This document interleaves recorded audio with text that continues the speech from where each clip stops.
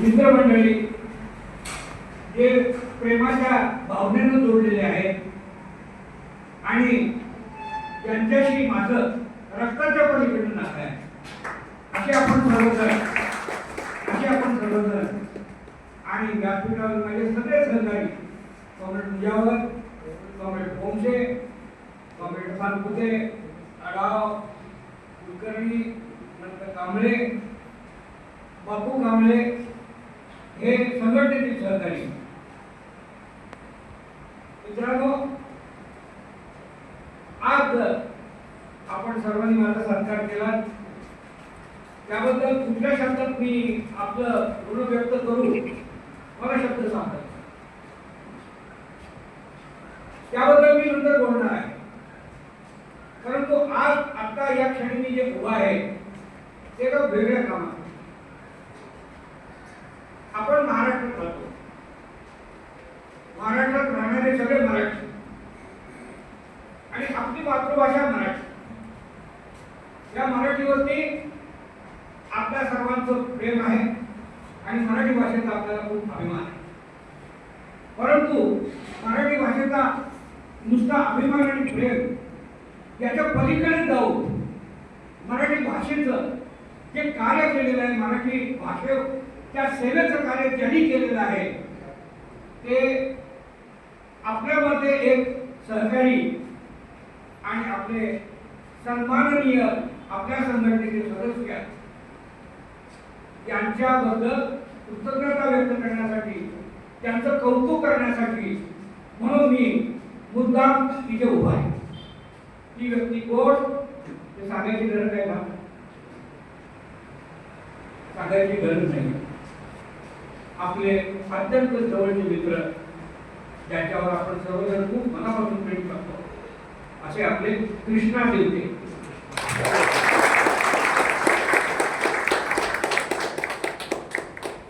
कृष्णा देवते हे खरं म्हणजे आपल्याला आपण त्यांना अगदी जवळून पाहिलेलं आहे आणि ते इचलकरंजीचे सुपुत्र आहेत आणि गेले 5-6 वर्ष मराठी भाषेची त्यांनी निष्ठेने, निरलसपणे, निरंतर आणि सातत्याने जी सेवा केलेली आहे ती खरोखर अजोड आहे. पुस्तक प्रेमी या मंचाच्या द्वारे म्हणजे पुस्तक प्रेमी जे तिथं अध्वर्यूच आहे असं म्हटलं तर त्याच्यामध्ये काही वावगं करणार नाही. आणि आजकाल आपण नेहमी म्हणतो की आपली वाचन संस्कृती नष्ट होत आली.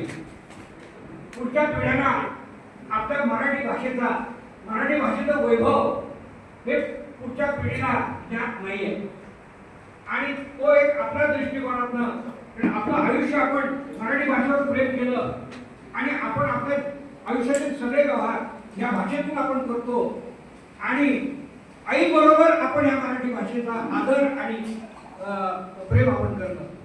त्यामुळे ही मराठी भाषा समृद्ध करावी, ही मराठी भाषा सर्व लोकांच्या मध्ये चांगल्या पद्धतीनं प्रसृत व्हावी. लोकांनी नुसतं शाब्दिक प्रेम करून चालणार नाही तर ती मराठी भाषा पसरवण्यासाठी, मराठी भाषेवरती लोकांचं प्रेम निर्माण व्हावं यासाठी जे प्रयत्न करणं आवश्यक आहे ते प्रयत्न कृष्णाजी केलेले आहेत.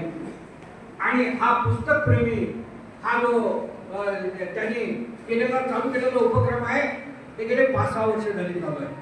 एक दिवसही खंड न पडता मराठी भाषेतील रोज एक पुस्तक, त्या पुस्तकाचा परिचय सर्वांना करून देणं आणि सतत करणं. आणि जवळजवळ मी तुम्हाला सांगतो आज मी दिला नाही आजचा जर आकडा घेतला 2121 पुस्तकांचा परिचय त्यांनी ह्या माध्यमातून केला. मित्र एवढं प्रचंड काम आहे, मला खात्री आहे की याची निश्चितपणे गिनीज बुक ऑफ रेकॉर्ड मध्ये नोंद होईल. आणि हा जो उपक्रम आहे या उपक्रमामध्ये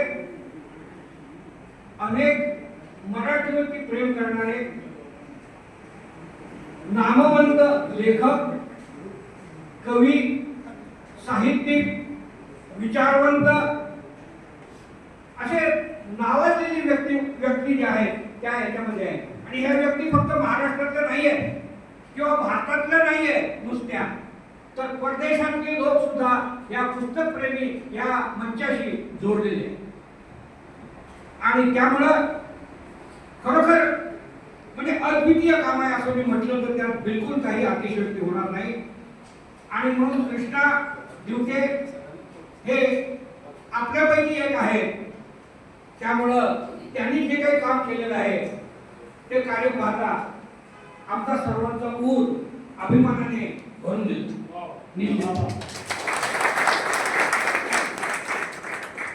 आणि तुमच्या सर्वांच्या मनातल्या ह्या भावना आहेत, परंतु त्या भावनाचं प्रतीक मी झालेलो आहे आज. आणि हे प्रतीक म्हणून मी कृष्णा दिवटे यांना मंचावरती बोलवतो आणि त्यांचा सत्कार करण्याचा बहुमान मी स्वतःच घेतो.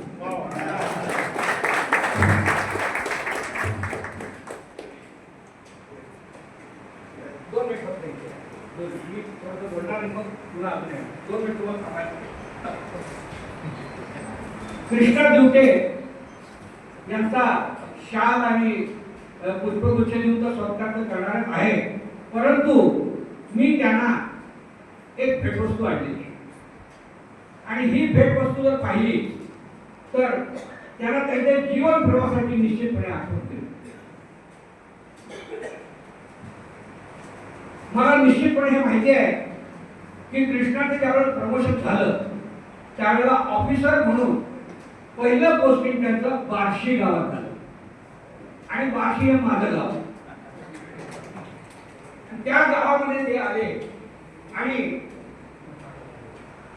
त्या गावामध्ये बार्शी गावामधलं आमचं ग्रामदैवत म्हणजे श्री भगवंत विष्णू.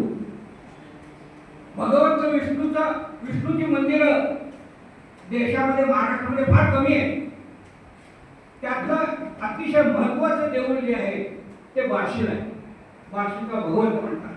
आणि भगवंताचं महात्म्य असं आहे की एकादशीला पांडुरंगाचं पंढरपूरला दर्शन घ्यायचं आणि द्वादशीला बार्शीच्या भगवंताचं दर्शन घ्यायचं.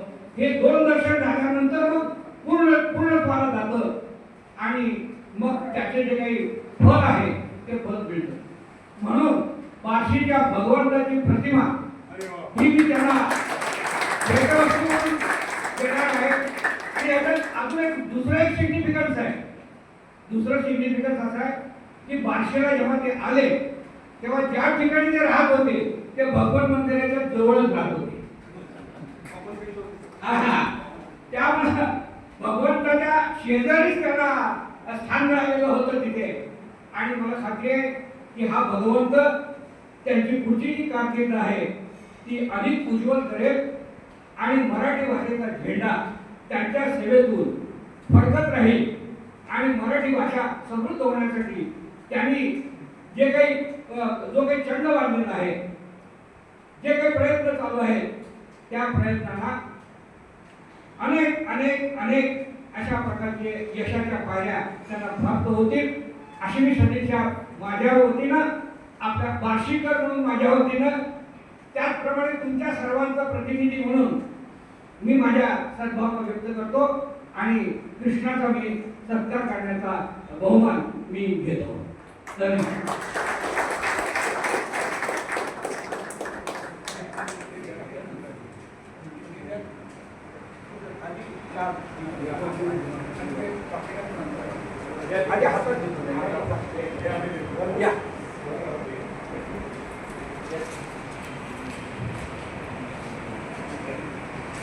Krishna, we are so proud of you.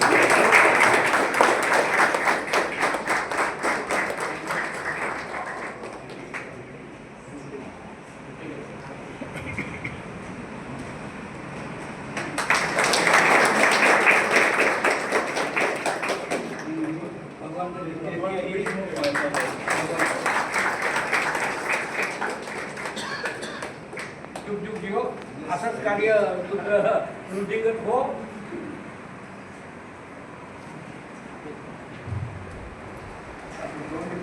हो बोला.